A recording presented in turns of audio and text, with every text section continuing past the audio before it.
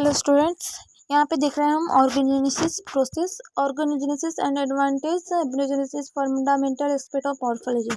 तो ऑर्गेनोजेनेसिस के बारे में हम पढ़ेंगे। इसका इंट्रोडक्शन देख लेते हैं हम सबसे पहले।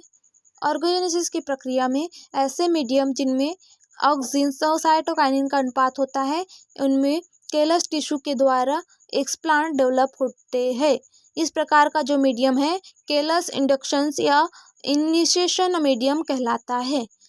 जो केलस मास है इसमें सेल अधिक संख्या में अपेक्षाकृत लंबे समय तक के लिए अवस्थित रहती है। और जो प्लांट टिश्यू कल्चर है इनका मुख्य उद्देश्य यह है कि जो इसके द्वारा बने केलस के कल्चर के माध्यम से प्लांट या ऑर्गन रीजनरेशंस हो। मतलब प्लांट टिश्यू कल्चर का मुख्य उद्देश्य क्या है?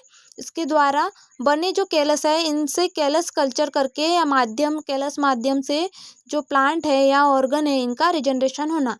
इस प्रकार जो रीजनरेशंस है केलस टिश्यू कल्चर्स के सेलुलर ट्रांसप्लांटेशन के द्वारा होता है। केलस कल्चर के बाद जो ऑर्गन प्रिमोर्डिया का बनना प्रारंभ हो जाएगा।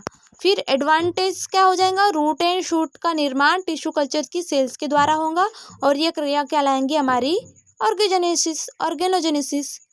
अब इसकी हिस्ट्री क्या है? हिस्ट्री है जो 1944 में जो एप स्कूक नाम के साइंटिस्ट थे, इन्होंने बताया था कि ऑर्गेनोजेनेसिस की जो प्रक्रिया है वो प्रक्रिया रासायनिक पदार्थ मिलाकर व्यवस्थित किया जा सकता है। उसे कल्चर मीडियम में जो ऑक्सीजन मिला देने पर इसकी जो उच्च सांद्रता है इसके कारण रूट फॉर्मेशन होने लगती है। ये रूट फॉर्मेशन प्रेरित होता है। फिर शूट का वो इनिशिएशन मतलब जो शूट है वो इनिशिएशन उसका रुक जाएगा। तो शूट इनिशिएशन रुक जाएगा तो इसके विपरीत जो साइटोकाइनिन है इसका उच्च स्तर क्या करेगा? शूट इनिशिएशन को प्रेरित करेगा। और फिर एवरेट ने बताया कि जो टोबैको है उसको साइटोकाइनिन का साइटोलेडन का कल्चर साइटोकाइनिन का कल्चर कर किया जाए तो इसमें क्या करते हैं? एंड्रोजिनस एथाइलिन का प्रयोग करके शूट बर्ड्स इनिशिएशन में सहायक होता है। अब ऑर्गेनोजेनेसिस देखो, ऑर्गेनोजेनेसिस की प्रक्रिया इसमें क्या हो रहा है? ऑर्गेनोजेनेसिस में अभिन्नित सेल जो है वो मास से टिश्यू कल्चर विधि द्वारा एडवांटेनियस ऑर्गन या प्रिमेटिव्स का विभेदन करके या विकास करके ऑर्गेनोजेनेसिस कहलाएंगी है। या फिर इसे हम इस प्रकार भी परिभाषित कर सकते हैं, जो अभिन्नित सेल्स है वो अभिन्नित सेल्स मास से टिश्यू कल्चर विधि के द्वारा एडवांटेटियस ऑर्गन्स या प्रिमेटिव्स का विभेदन या डिफरेंशिएशंस उसका डेवलपमेंट क्या कहलाएगा? ऑर्गेनोजेनेसिस कहलाएगा। अब इसकी टेक्निक देखते हैं हम।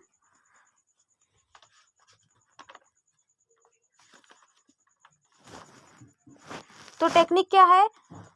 ऑर्गेनोजेनेसिस की टेक्निक है, यह जो प्रयोग है वो मैच्योर टोबैको स्टीम पर किया जाता है जिसे उपयुक्त हार्मोनल कंडीशन दी गई हो, जिससे ऑर्गेनोजेनेसिस की क्रिया का विधि पूर्वक अध्ययन होता है।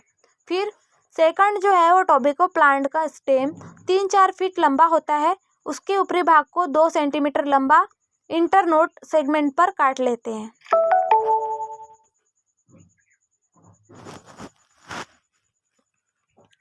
सबसे पहले जो टोबैको प्लांट है इसको लेते हैं हम। टोबैको प्लांट को 3-4 फीट जो लंबा रहता है उसको क्या करते हैं? 2 सेंटीमीटर का ऊपरी भाग को हम इंटरनोड सेगमेंट पर काट लेते हैं। फिर स्टेम के जो टुकड़ा है उसको सरफेस स्टेरिलाइजेशन के लिए 70% एथेनॉल के सॉल्यूशंस में 30 सेकंड के लिए रखते हैं। जो टिश्यू हमें मिला है स्टेम का या फिर उसकी लीफ का लिए जो सेगमेंट जिसको क्या कहते हैं हम एक्सप्लांट लेते हैं, इसका स्टेरिलाइजेशन करते हैं। इस एक्सप्लांट का स्टेरिलाइजेशन किससे करते हैं? 70% एथेनॉल ये के सॉल्यूशंस में 30 सेकंड के लिए रखते हैं। इसके बाद जो स्टेम के टुकड़े को 15 मिनट के लिए सोडियम हाइपोक्लोराइट के घोल में रखते हैं। फिर इसके बाद उसको सोडियम हाइपोक्लोराइट के घोल में रखते हैं कितने मिनट के लिए? 15 मिनट के लिए, तथा उसे कई बार स्टेरिलाइज वाटर से धुलते हैं, स्टेरिलाइज करके वाटर से धोते हैं। फिर उसके बाद स्टेम टिश्यू के स्टेरिलाइज पेट्री डिश में रखकर चाकू से 2 mm के टुकड़े को काटते हैं।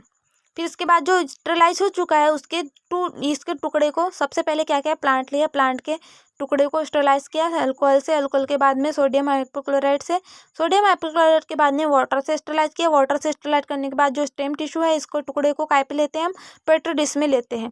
पेट्री डिश में लेने के बाद में इसको चाकू से 2 mm के टुकड़े को काट लेते हैं। फिर उसके बाद स्कूप के अनुसार जो MS मीडिया है, MS मीडिया में जो है उसको सॉलिड मीडियम में 2 ग्राम ऑक्सीजन मिला देते हैं और उसको काइनेटिन मिलाकर इसमें मीडियम में टिश्यू को ट्रांसफ़र कर दिया जाता है। फिर 2 से 6 हफ्ते के बाद में जो न्यूट्रिएंट मीडियम है इसमें सफ़ेद या पीले रंग का कैलस टिश्यू डेवलपमेंट हो जाता है। फिर ऑर्गेजेनेसिस क्रिया के लिए कैलस को MS मीडियम में जिसमें ऑक्सीजन और साइटोकाइनिन का अनुपात भिन्न हो उसमें ट्रांसफ़र कर देते हैं और शूट प्रमोटर के डेवलपमेंट के लिए कैलस को ऐसे मीडियम में ट्रांसफ़र करते हैं जिसमें हाई साइटोकाइनिन 1 mg या हाई साइटोकाइनिन मिला हो और रूट फॉर्मेशन के लिए MS मीडियम में ट्रांसफ़र कर देते हैं जिसमें हाई ऑक्सीजन हो। फिर इसके बाद जो मीडियम है उसको 6 वीक के लिए रूटलेस शूट डेवलपमेंट हो जाता है जिसे 2 मीडियम में ट्रांसफ़र करते हैं और हाई ऑक्सीजन को करने के बाद में इसमें साइटोकाइनिन कंसंट्रेशन होता है।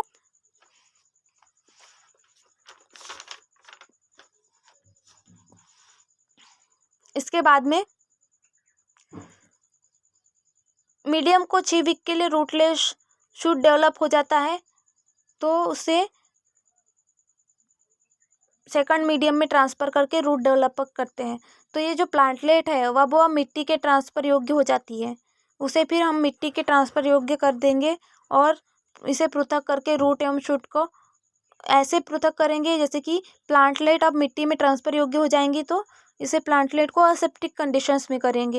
एसेप्टिक कंडीशन में कैलस से पृथक करके उसकी रूट एवं शूट को कोई नुकसान ना हो, कोई डैमेज ना हो, ऐसे हम ट्रांसफ़र करेंगे। कैलस से पृथक करके उसे मल के बहते हुए पानी में धोते हैं और प्रत्येक जो प्लांटलेट है उसको स्टेरलाइज सॉइल युक्त गमले में लगाते हैं और गमले में लगे हुए प्लांट को पॉलीथीन बैग में ढक देते हैं, पॉलीथीन बैग से ढक देते हैं। प्लांटलेट वाटर का लास्ट ट्रांसपायरेशन की क्रिया द्वारा होता है और 7 दिन के बाद में पॉलीथीन बैग के एक छोटा छेद कर देते हैं और फिर उस कुछ दिनों बाद में प्लास्टिक बैग को पूरी तरह से हटा देते हैं। इसकी प्रक्रिया पूरी तरह से प्लांट की पूरी तरह डेवलपमेंट होकर कंप्लीट प्लांट में ये बदल जाते हैं।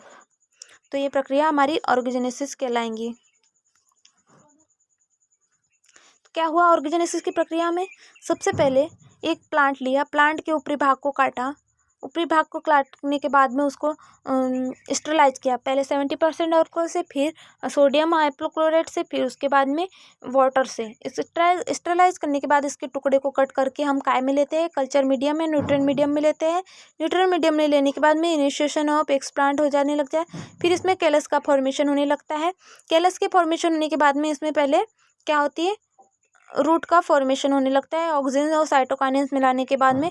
फिर उसके बाद में इसमें शूट का डेवलपमेंट होने लगता है। जब रूट और शूट का डेवलपमेंट हो जाता है तो इसको इसमें प्लांटलेट का फॉर्मेशन होने लगता है। जब प्लांटलेट बनने लगते हैं तो क्या होता है, इस प्लांटलेट को हम इसके रूट और शूट को कोई नुकसान ना हो, कोई डैमेज ना हो, ऐसे करके इसको सॉइल में ट्रांसफ़र करना स्टार्ट करते हैं। सॉइल में ट्रांसफ़र कब करते हैं, सॉइल भी स्टेरलाइज होना चाहिए और सॉइल में स्टेरलाइज करने से इसमें रूट और शूट को कोई नुकसान ना हो, इसको एक पॉलीथीन बैग में सॉइल में रखकर उसको ट्रांसफ़र कर देते हैं। ट्रांसफ़र करने के बाद में इसको गमले में ट्रांसफ़र कर देंगे। गमले में ट्रांसफ़र करने के बाद में इसको पॉलीथीन बैग में एक छोटा सा छेद कर देंगे ताकि उसमें ऑक्सीजन से या उसकी डेवलपमेंट के लिए न्यूट्रिएंट्स मिलता रहे। फिर उसके बाद में कुछ दिनों बाद में वो पॉलीथीन बैग को हटा देते हैं और जो प्लांट है वो पूरी तरह डेवलप होकर कंप्लीट प्लांट में कन्वर्ट हो जाता है। तो ये प्रक्रिया कहलाएंगी हमारी ऑर्गेनोजेनेसिस की। इस प्रकार से ऑर्गेनोजेनेसिस की प्रक्रिया होती है और इसे एसेप्टिक कंडीशंस में कल्चर मीडियम में इसको ग्रोथ कराया जाता है। तो यहाँ पे ऑर्गेनोजेनेसिस की प्रक्रिया कंप्लीट होती है। इसके बाद हम सोमेटिक एम्ब्रियोजेनेसिस की देखेंगे। सोमेटिक एम्ब्रियोजेनेसिस क्या होती है नेक्स्ट वीडियो में देखेंगे। यहाँ पे ऑर्गेजेनेसिस कंप्लीट। Thank you.